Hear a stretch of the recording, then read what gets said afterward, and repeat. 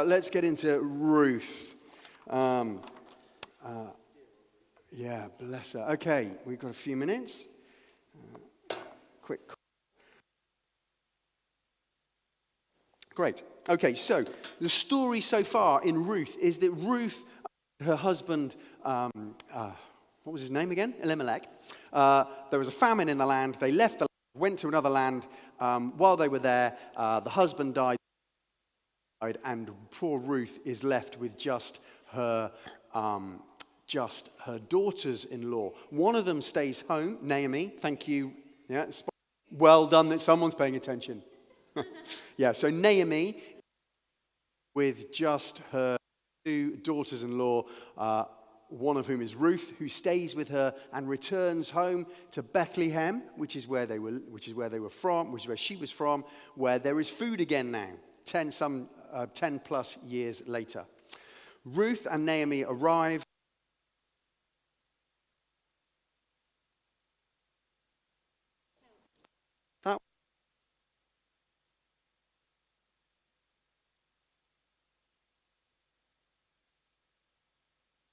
Let's see how we go here.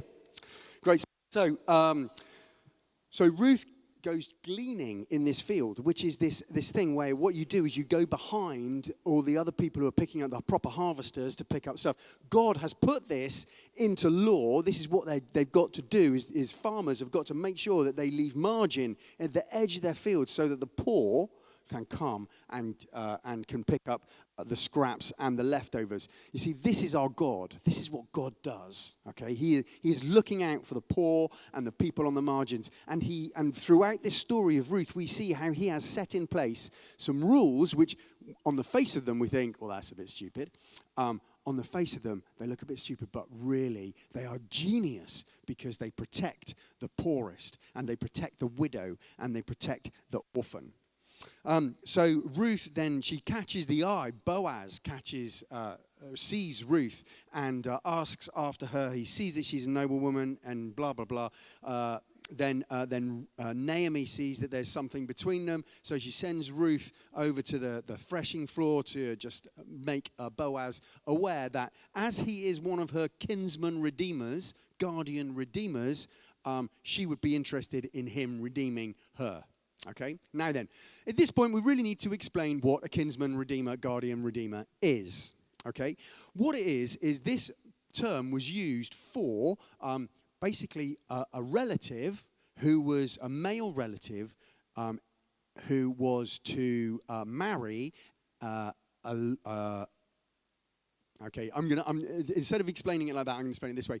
So a brother dies. Okay, his wife, his brother then has to marry his wife. Okay, now to us that's a bit messed up, isn't it? You know, so what we're saying is my brother-in-law Greg. No, that wouldn't work, would it? My brother. Oh no, that wouldn't work. Yeah, no. Okay, you get the plan. Okay. The idea is that the widow is not left alone. The idea is that the widow is provided for, and the man who has died, that his family line continues. It goes on. All right? So there is this idea that people are special and they need taken care of, and their line needs to continue. It's an honor thing. And so God has put this into practice. And so she goes and she says, look, you're one of my kinsman redeemers, and I would be interested in you redeeming me. And Boaz is taken aback by this because Boaz is, he's older than her. I don't know, what's that? There's a formula, isn't there? Something, you divide your age by half and add 5 or 10 or something. 7? I don't know. It's ridiculous anyway. But he's much older. He's probably, 20 years older. Not the 7 that there is between me and my beautiful wife. Obviously, I'm the older one. Just to clear up any confusion there. Not that there would be, obviously. Oh dear.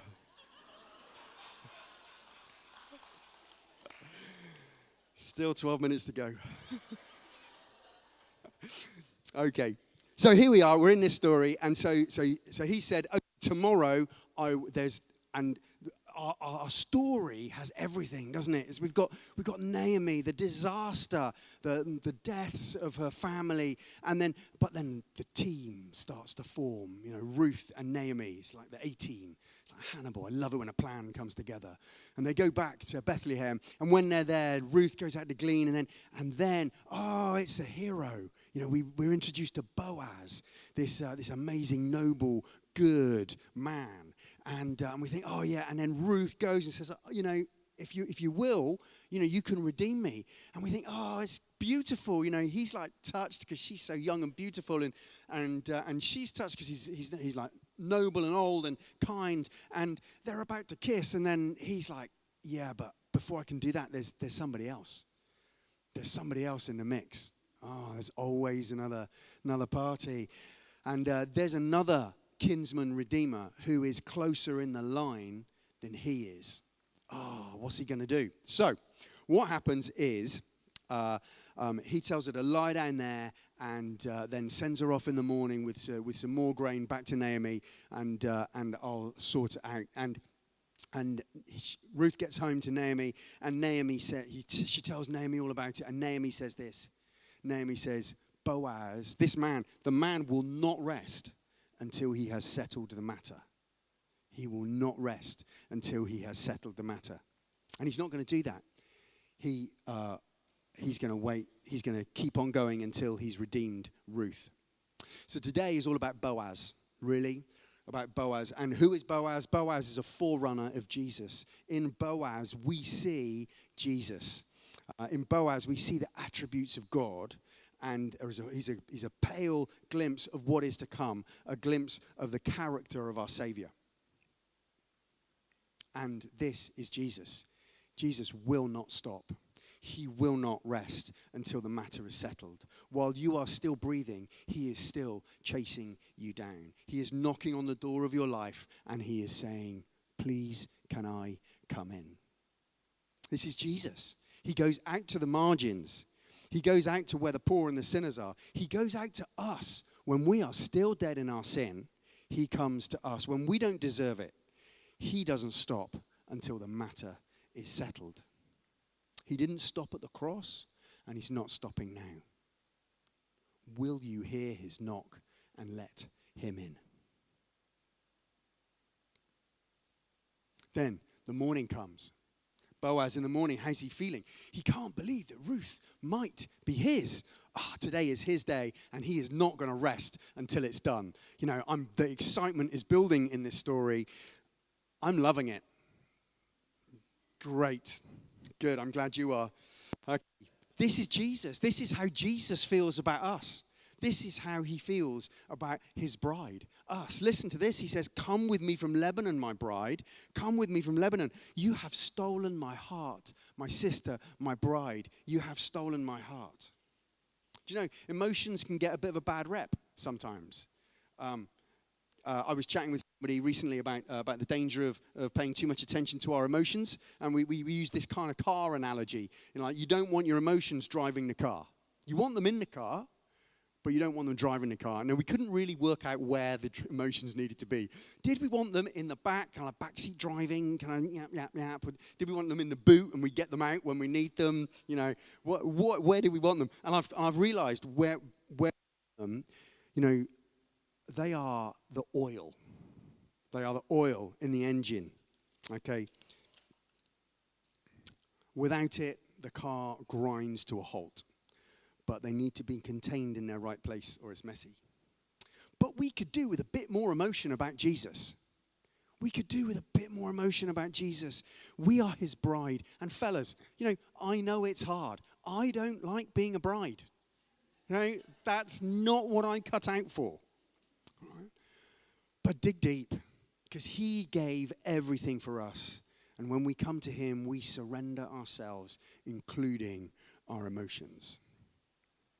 Okay, so Booth. That's a cross between Roaz.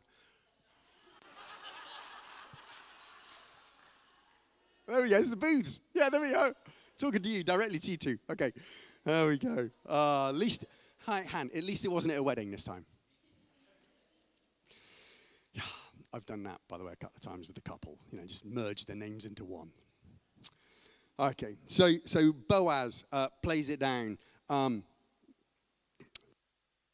Here we go. Where are we? So he's got this kinsman redeemer right. So what he does is he goes to the town gate where business is done. He finds the kinsman redeemer, the one who's got a closer claim than he has. He gathers 10 witnesses. That's a job in itself, gathering 10 witnesses. But he gathers them all there, elders of the town, and then he sees the kinsman redeemer and says, "My friend, come, sit. Let's chat. Let's pass the time of day together." He kind of plays it down. So he has this right to buy the land. So it gets a little bit complicated because we think he's after Naomi, but actually we think he's after Ruth. But actually what happened was Elimelech, when he left Bethlehem, he still had his land. There was this family land which he owned. So Naomi's gone back and she owns this patch of land. Now the likelihood is that patch of land has probably been farmed by other members of the family.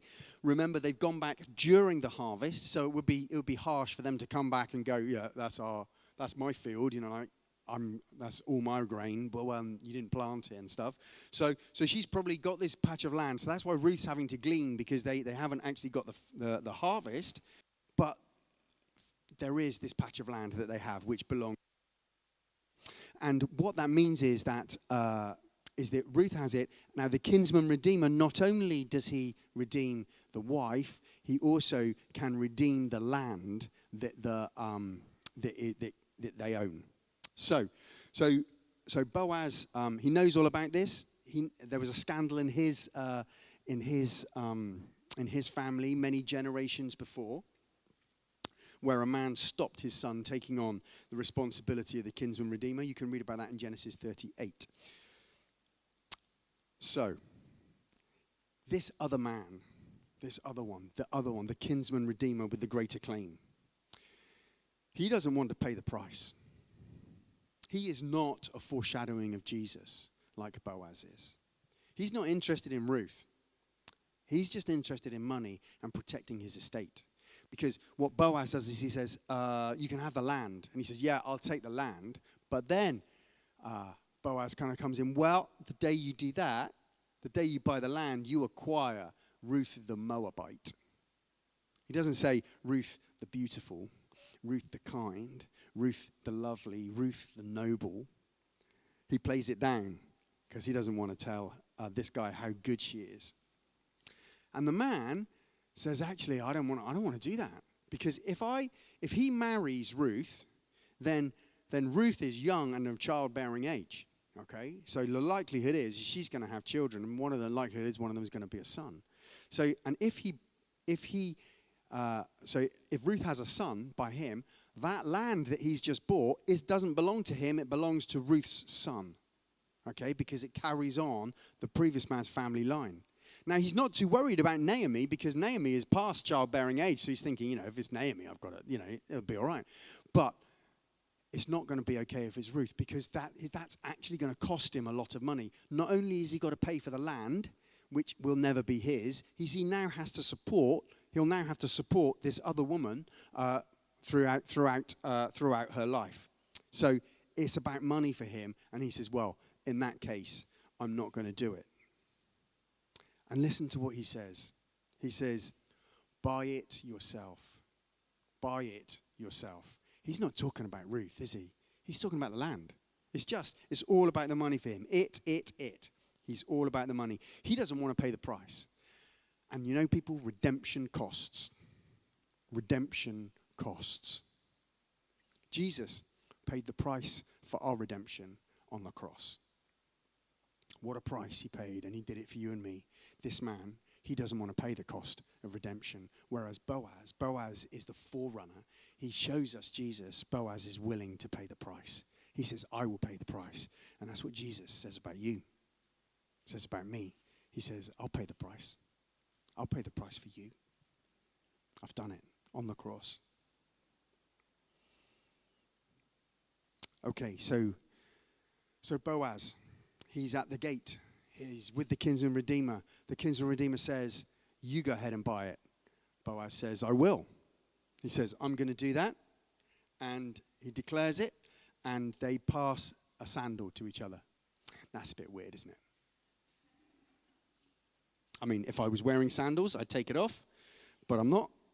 Got boots on. So this sandal thing is weird until you go to Deuteronomy 25, verse 9.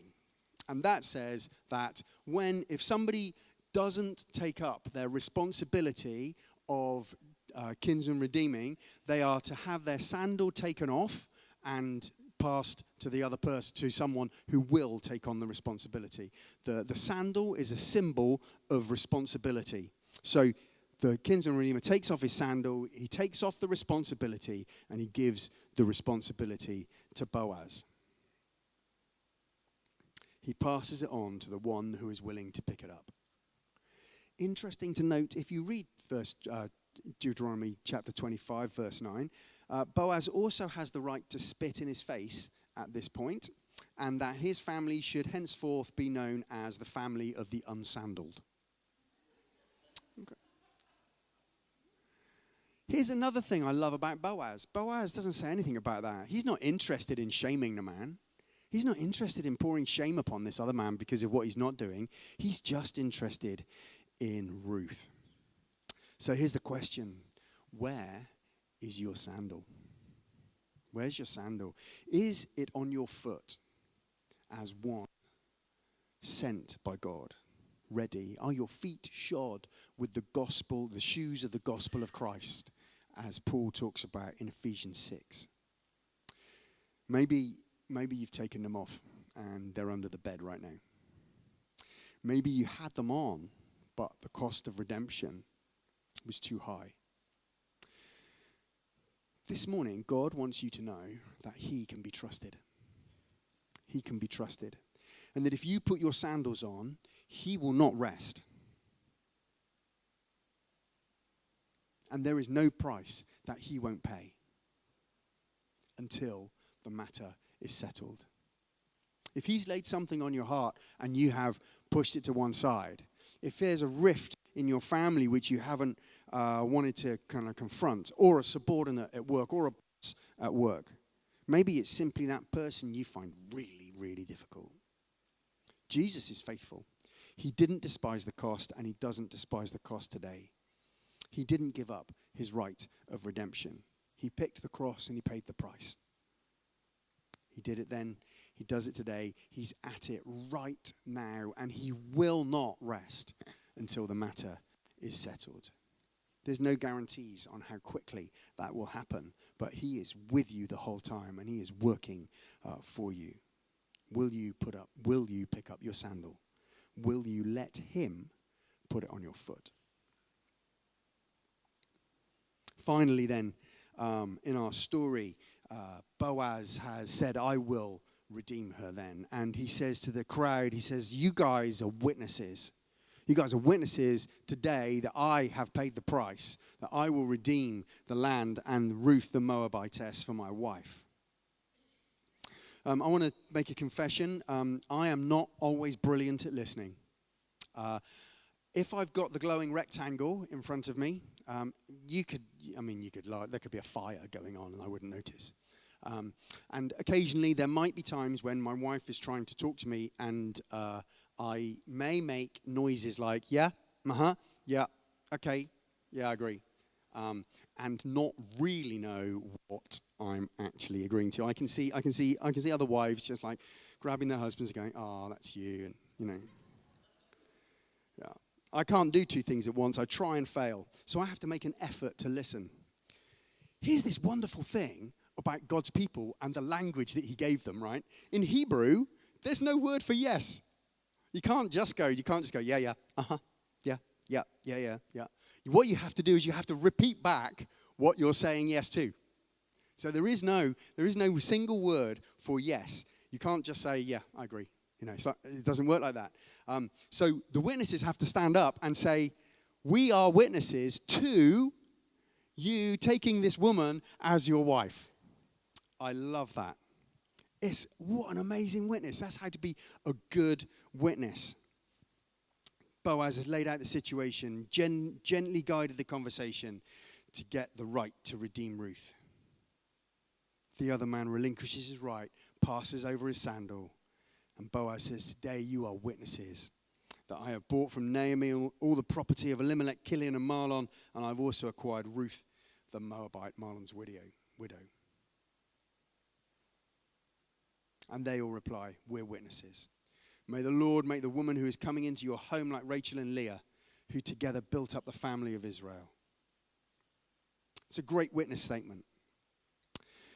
So we could use a bit of that in our culture, couldn't we? Some good listening. We could use much more of that. We are the church. That's you and me together, all of us in here. We are witnesses to the redemptive work of Jesus. I want to be a good witness to Jesus. I want to be a good witness to his goodness. And I think it's easy to be a cynical witness. Very easy to be a cynical witness. You know, yeah, it looks good on the outside. It's easy to witness out of my pain. Yes, that's good, but look at all the advantages that they had. This little season that we're in, people are calling it the quiet revival, where people are coming to know him in a way that we haven't seen for quite a while. But it's ones and twos. It's not like centered around one place and, one preacher or whatever.